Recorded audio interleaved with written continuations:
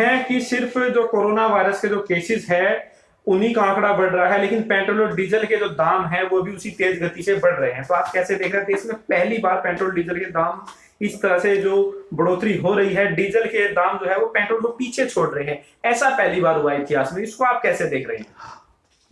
ये वही सरकार है जो बड़ी देशभक्ति का दावा करती है, देश में विकास का दावा करती है, और गरीबों के लिए, शोषितों, पिछड़ों के लिए, दुखियों के लिए काम करने का वादा करती है। वही सरकार है ना, ये इसी सरकार के राज में है।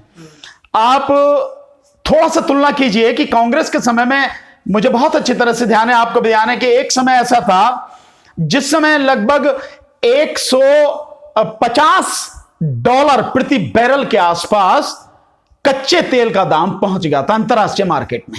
कांग्रेस के जमाने में एक समय वो आया था, लेकिन उस समय भी 70-72 रुपए प्रति लीटर पेट्रोल और तकरीबन 40 रुपए, 35 से 40 रुपए के बीच में प्रति लीटर डीजल हमारे देश में मिलता था। यह स्थिति थी। और उस समय भी, जिस समय पेट्रोल इतना मिल रहा, इतना जो है 70-72 रुपए के हिसाब से मिल रहा था, तो बीजेपी वालों ने बड़ा हल्ला मचाया था और न जाने कौन कौन सी नजीरें दी, कितना कितना वो दिया उन्होंने। इनके जो भी इनके जो नेता हैं, सबने यही काम किया कि हल्ला मचाया, सड़क पे खूब किया, और कहा यहां तक कि इस समय जो दाम है, सरकार अगर चाहे तो 40 रुपए लीटर तेल मिल जाएगा। और मोदी की सरकार आई तो उसमें बाबा रामदेव भी शामिल था। बाबा राम तो इनके, सही मायने में कहो तो इनके झूठ को पूरी तरह से फैलाने में सबसे बड़ा हाथ अगर सरकार के बाद या बीजेपी के बाद अगर कहा जाए तो वो रामदेव का ही है। रामदेव ने तो सीना ठोक के कहा था कि 15-15 लाख जो रुपए हैं वो आ जाएंगे, जैसा मोदी जी कह रहे हैं, क्योंकि विदेशों में इतना काला धन है। तो विदेशों में काला धन वापस लाने के लिए सबसे ज्यादा हल्ला तो रामदेव ने मचाया। और जैसे ही बीजेपी सरकार आ गई, वो काला धन विदेशों से आने वाला था वो कहां खो गया, रामदेव कहां खो गया, इसका पता ही नहीं लगा, है नहीं है। तो जो ये स्थिति है, इन्होंने खुद कहा, बीजेपी वालों ने खुद कहा कि भारतीय जनता पार्टी की सरकार आएगी, मोदी की सरकार आएगी तो 40 रुपए लीटर के हिसाब से पेट्रोल मिलेगा। और आज आप जानते हैं कि पहले भी 90 रुपए लीटर तक जा चुका है, और अब लगातार जो तेल है, तेल के दाम लगातार बढ़ते जा रहे हैं। और मैंने अपनी इतनी बड़ी जिंदगी में पहली बार देखा है, शायद और बाकी लोगों ने भी पहली बार देखा हो, कि डीजल के दाम पेट्रोल से ज्यादा हो गए। और अरुण जी, आप इस बात को और देखिए कि ये उस स्थिति में है कि आज की तारीख में, इस समय जिस समय मैं आपसे बात कर रहा हूं, अंतरराष्ट्रीय मार्केट में कच्चे तेल का जो दाम है वो $42 प्रति बैरल के हिसाब से है। और इस $42 प्रति बैरल के हिसाब से अगर हम वो ले रहे हैं, और अभी पीछे तो और भी कम चला गया था, $22-25 के हिसाब से चला गया था जब से हमारा वो है, वो तब आ रहा है। तो फिर भी अगर मैं ये मान लूं कि $42 प्रति बैरल है, आप इसको जरा कैलकुलेट करके देखिए। जब आप कैलकुलेट करते हैं तो वो जो तेल आके हमें पड़ता है वो 20 रुपए के आसपास प्रति लीटर जो है वो पड़ता है।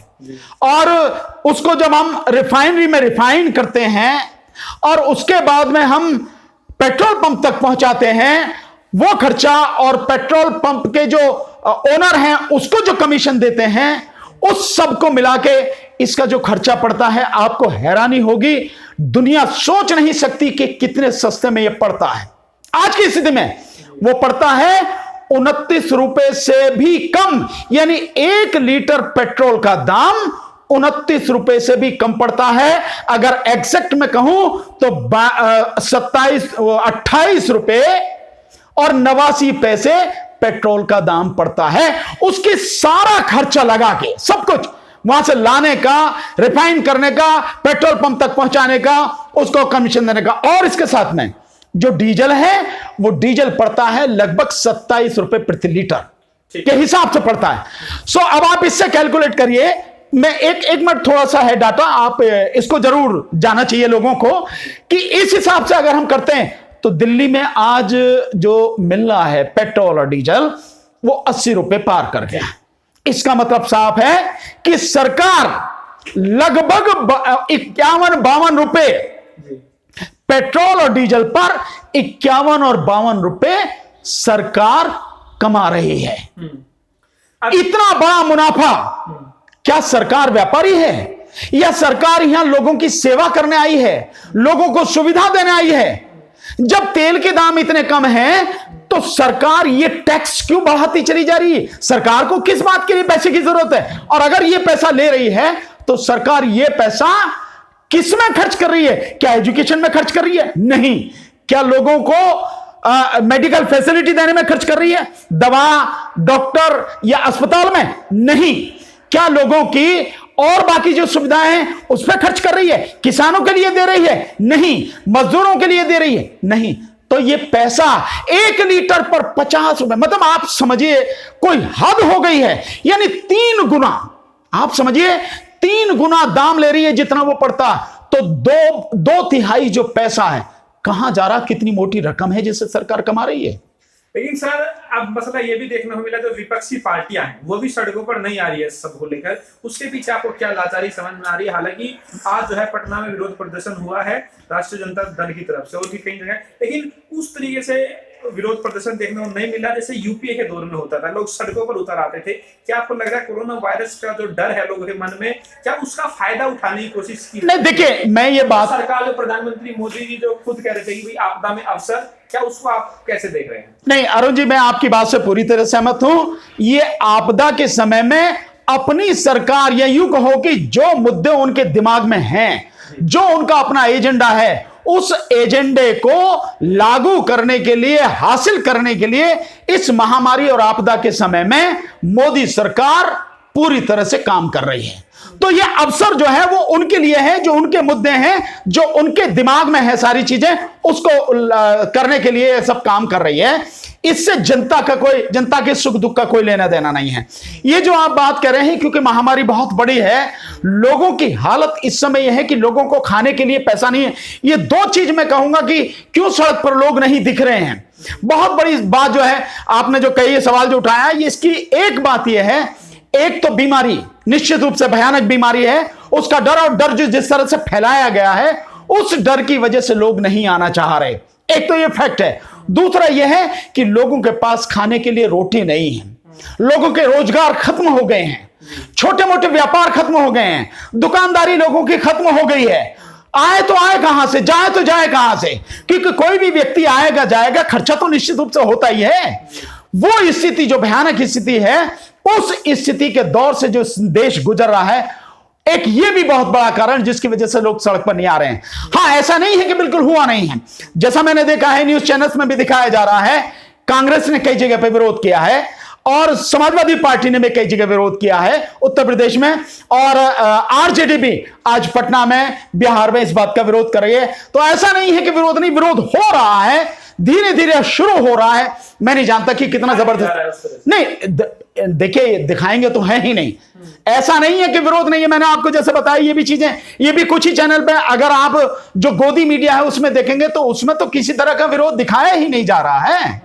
सो जो दिखा पा रहे हैं या जो लोग दिखा रहे हैं वो तो 1-2 ही टीवी चैनल हैं जो दिखा रहे हैं। तो निश्चित रूप से ये 3 चीजें, एक मीडिया दिखा नहीं रहा, दूसरे जो विरोध है वो विरोध के 2 कारण हैं बड़े जो मैंने आपको बताए, जिनकी वजह से नहीं इतना हो पा रहा, पर फिर भी विरोध कुछ जगह हो रहा है और मैं समझता हूं ये विरोध बढ़ेगा और जनता को विरोध करना ही पड़ेगा। क्योंकि सबसे बड़ी दिक्कत क्या है, पेट्रोल, आप इसके जो है प्रभाव आप देखिए कि पेट्रोल जो है उसके, चलिए उसके दाम बढ़ रहे हैं, मैं मान रहा हूं, लेकिन डीजल के दाम पेट्रोल से ज्यादा हो गए। और डीजल का सबसे ज्यादा असर जो किस पे पड़ता है, जो ट्रांसपोर्ट यानी ट्रक हैं, बसें हैं, और किसानों पर सबसे बड़ा उसका बोझ पड़ेगा। कहां जो है ये डीजल 40 रुपए से कम में था और कहां ये डीजल इस समय 80 रुपए, जस्ट डबल, 30 रुपए का गैप हुआ निश्चित रूप से। सो आप इतना देखिए ना कि इतना जो है डीजल बढ़ गया तो किसान कैसे करेंगे? निश्चित रूप से किसान मरेगा। और इसके साथ साथ में जो डीजल की गाड़ियां बनाने वाली कंपनियां हैं, अगर ये इसी तरह से हुआ तो जो लोग, जो कंपनियां, जो फैक्ट्रियां डीजल के वाहन बनाती हैं, वो छोटे हो या बड़े हो, वो क्यों बनाएंगी? और जो अब तक उनके बने हुए हैं उनका क्या हाल होगा? वो सब बेकार हो जाएंगे क्या? तो आप डायरेक्टली ही इसका जो असर पड़ेगा वो व्यापार पे पड़ेगा, बिजनेस पे पड़ेगा, और किसानों और मजदूरों पे, और इस देश की आम जनता पे, और सबसे ज्यादा इसका असर पड़ेगा जो मध्यम वर्ग है, वो पिसेगा बुरी तरह से। क्योंकि इस संकट के समय में सरकार को उन्हें सहयोग देना चाहिए था, बिजली के बिल माफ करने चाहिए थे, महंगाई को कम करना चाहिए था, उनके खाते में सीधे पैसे डालने चाहिए थे, लोगों के घरों में राशन पहुंचाना चाहिए था। वो कुछ नहीं किया। बात सर आप कह रहे हैं वो एकदम ठीक है। जैसे आप कह रहे हैं कि सरकार को जनता की जो आमदनी है वो जो कम हुई है, इकोनॉमी जो डाउन गई है, उससे सरकार को कोई मतलब नहीं है। सिर्फ अपनी इनकम बढ़ाने के लिए, क्योंकि टैक्स उस तरीके से नहीं आ रहा है, तो पेट्रोल डीजल से निकालने की वो तैयारी हो रही है। तो आपको क्या लग रहा है जो जनता का जिस तरीके जो तेल निकाला जा रहा है, क्योंकि सरकार के पास भी अभी कोरोना की वजह से उस तरीके टैक्स का करेक्शन नहीं है, तो इसको आप कैसे देख रहे हैं? कुछ लोग ये भी कह रहे हैं क्योंकि जो सरकार है, जो लोगों सब्सिडाइज रेट पर जो राशन देती है, तेल देती है, तो वो भी सब्सिडाइज रेट पर जनता को देती है महंगा खरीद कर। तो अगर पेट्रोल पर थोड़ा पैसा ज्यादा ले रही है तो उससे आपको इतनी थोड़ा पैसा, आप इसे थोड़ा पैसा कहेंगे, मतलब 50, 51, 52 रुपए आप 1 लीटर पे ले रहे हो, ये थोड़ा पैसा है। मैं समझता हूं कोई व्यापारी भी अगर इतना लेता होगा तो ही वो दोषी हो जाता है। ये तो सरकार ले रही है जिसको सेवा करनी चाहिए था। और क्या दे रही है सरकार? किस चीज में दे रही है सरकार? सरकार ने बिजली के बिल जो पीछे से कितने बढ़े हुए हैं, कितने महंगे दाम पर बिजली दे रही है, बिल कम किया? नहीं किया। अगर कोई बिल किसी महीने चूक जाता है और किसी तरह की कोई दिक्कत हो जाती है, सरकार उसे वसूलने से छोड़ देती है? उसे किसी तरह की छूट देती है? नहीं देती। किसी के पास पैसा नहीं है उसे छूट देती है? नहीं देती। आपने देखा होगा कि इस समय जो फैक्ट्रियां नहीं चल रही हैं, जो उद्योग धंधे नहीं चल रहे हैं, उनमें भी जो फिक्स चार्ज बिजली का आ रहा है वो भी लाखों में है। उसके माध्यम से जो कोई मतलब उसमें बिजली यूज नहीं हुई है, अगर आपकी बिजली इस्तेमाल करो उसका पैसा लो, आप तो मानते हैं, लेकिन फिक्स चार्ज के नाम पे आप लाखों करोड़ों, और एक जगह से लाखों रुपए आ रहे हैं तो पूरे देश में कितना होगा? करोड़ों अरबों रुपया कमा रहे हैं ना। तो सरकार दे क्या रही है? क्या सरकार लोगों को, जो राशन की बात है, राशन दे दिया क्या सबको? जिन 8.5 करोड़ लोगों की बात, 8 करोड़ 8.5 करोड़ लोगों की बात कर रही थी जिनके पास राशन कार्ड नहीं है, अभी तक उनके पास राशन नहीं पहुंचा। सरकार जो झूठ बोली है। दूसरा, सरकार जो गैस सिलेंडर की बात कर रही थी, मैंने पहले भी आपको बताया था, आज फिर उसको बता रहा हूं, 8.5 करोड़ लोगों को गैस सिलेंडर दिया, वो भी सितंबर 2019 तक, इस कोरोना महामारी के समय में जिसमें घोषणा की थी। एक व्यक्ति को भी सिलेंडर नहीं दिया सरकार ने। जो सरकार के आंकड़े बताते हैं, जो उसकी वेबसाइट पर पढ़े हैं, तो सरकार दे क्या रही है? सरकार कुछ नहीं दे रही है। सरकार लोगों का खून चूस रही है। लोगों को इस महामारी, इतने भयानक संकट में भी, आर्थिक मंदी, आर्थिक बर्बादी के संकट में भी लोगों का मतलब वो चाह रही है कि किसी भी तरह से इनकी खाल भी नोच लिया जाए। ये सरकार, उससे कोई मतलब नहीं, सरकार के पास पैसा आना चाहिए। भाई मैं तो सिंपल कह रहा हूं कि सरकार लोगों का खून चूसने पर उतारू है, और लोग जब तक इसका विरोध सड़क पर आकर नहीं करेंगे, ये रुकने वाला नहीं है। ठीक है, अभी कुछ वीडियो जो है लगातार वायरल हो रही है, जो 2013 के आसपास के, 2014 के चुनाव से पहले ही प्रधानमंत्री मोदी जी की, अरुण जेटली जी की और इनके जो बाकी जो प्रवक्ता है उनकी वीडियो वायरल हो रही है, जिसमें यूपीए सरकार में लोग घेर रहे हैं। अब लोग उसको कंपेयर कर रहे हैं कथनी और करनी को लेकर। तो उसको लेकर आप क्या मानते हैं? क्यों सरकार इतनी बुरी तरह से फेल हो गई है? हालांकि आज जब परिस्थिति भी आपके पक्ष में है, आपको तेल सस्ता मिल रहा है, तब भी आप नहीं दे पा रहे। अगर आप यूपीए से कंपेयर करें तब कच्चा तेल भी आपको महंगा मिल रहा था। तो इसको आप कैसे देखते हैं? और एक आखिरी सवाल है, उसको भी इसी के साथ जोड़ देता हूं। आज ही के दिन देश में जो है इमरजेंसी लागू हुई थी, उसको लेकर आज प्रधानमंत्री मोदी जी ने याद किया है। उन्होंने कहा है कि देश को जो है लोकतंत्र को बचाने के लिए जिन लोगों ने अपनी आहुति दी है उनको सलाम करते हैं। तो इसको आप कैसे देखते हैं? देखिए, मैं बहुत शुरू से इस सरकार की नीयत पर सवाल खड़े करता रहा हूं, नीयत पर सवाल उठाता रहा हूं। ऐसा नहीं है कि देश को संभाला नहीं जा सकता, परिस्थितियां आती हैं, अच्छी बुरी जो भी कुछ है, लेकिन अगर आपकी नीयत साफ है, आप देश के प्रति ईमानदार हैं, देश की जनता के प्रति आपकी संवेदनाएं हैं, तो इस स्थिति को ठीक किया जा सकता है। लेकिन शुरू से लेके आखिर तक आप देख लीजिए कि इस सरकार की कथनी और करनी में बिल्कुल उलट, जमीन आसमान का अंतर है। कोई भी वो काम इस सरकार ने नहीं किया जिस काम को करने के लिए इन्होंने अपने चुनाव में घोषणा, अपने चुनाव के समय में वादा किया, या चुनावी रैलियों में इन्होंने उसका हल्ला मचाया। और किसी भी उस काम को ये करने से रुके नहीं हैं जिस काम को खत्म करने का या जिसका इन्होंने विरोध किया।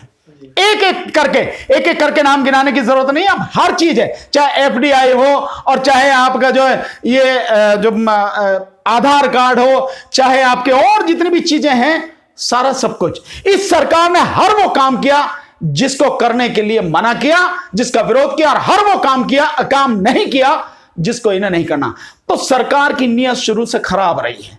सरकार की नीयत चंद लोगों को फायदा पहुंचाने की रही है और उनको फायदा पहुंचाया, और अभी भी सरकार उसी पर काम कर रही है।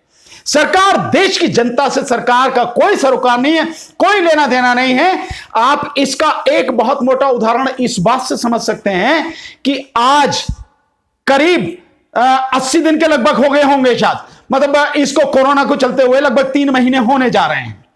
इस दौरान 2.5 महीने पूरे हो गए। इस दौरान जो स्थिति है वो संकट गहराता चला जा रहा है, लेकिन आज भी जो हमारे डॉक्टर्स हैं, नर्स हैं, पैरामेडिकल स्टाफ है, हमारे जो लैब स्टाफ है, हमारे जो पुलिसकर्मी हैं और जितने भी स्टाफ हैं, सब सुरक्षा कर्मी हैं, हमारे जो सफाई कर्मचारी हैं, उनको प्रॉपर मेडिकल किट, जो पीपीई किट है, वो भी अवेलेबल नहीं है। अगर आप 3 महीने में ये नहीं कर पाओगे, ऐसे संकट के समय जिसको अवसर असली रूप में मानना चाहिए था और अवसर के हिसाब से जो है उसको आपदा को अवसर में बदल देना चाहिए था, आप उसे नहीं कर पाए, तो और क्या करेंगे आप? लोग मर रहे हैं, सड़क पर मर रहे हैं, घरों में मर रहे हैं, अस्पताल में मर रहे हैं। यहां तक कि सरकार की नीयत इस हिसाब से देखिए कि सही आंकड़े भी सरकार नहीं बता रही है। तो इस सरकार की नीयत खराब है।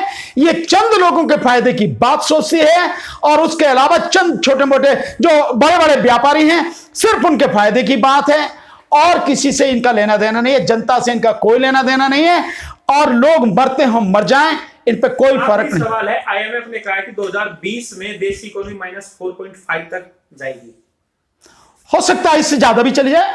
4.5 की तो बात है, कहीं तो मैंने एक ये भी सुना था कि 5% माइनस में 5% से भी ज्यादा जा सकती है। -4.5 बोला। हाँ, -4.5। इससे पहले एक न्यूज आई थी कि वो -5 में भी जा सकती है। ये स्थिति है क्योंकि ये जो सरकार जिस तरह से काम कर रही है, इसके बस की कुछ नहीं है, ना ये संभाल सकती। क्योंकि असली बात यह है कि नीयत खराब है सरकार की, और सबसे बड़ी दिक्कत यह है, अगर नीयत सही होती, देश के प्रति ईमानदार होते, तो निश्चित रूप से वो काम करता। ऐसा है नहीं, तो इसलिए इकोनॉमी का भट्टा बैठेगा।